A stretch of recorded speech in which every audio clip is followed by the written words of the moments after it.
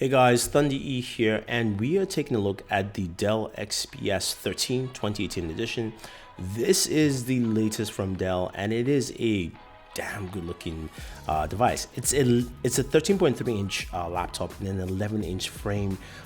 It's about 2.6 pounds starting, so it's really light. It's powered by the new 8th gen Intel processor, Core 5 or Core i7. You can also get up to 16 gigs of RAM on this thing, a 4K display, and of course that packs in Dell Cinema. Dell's latest ways of making your viewing much better with Cinema Color, or it's got HDR10 support, as well as also 400 nits in terms of brightness.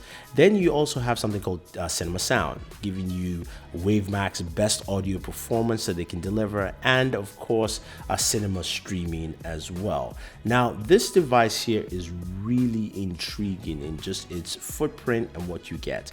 You've got two Thunderbolt ports on here, so you've got of course that fast transfer rate, and also you can actually use it to display on the screen. Your battery indicator on the right hand side, that's the speaker grill. Again, really nice, clean, thin profile on this device. I think a lot of people will like. Now on the other side, you do have a USB-C port, micro SD card slot.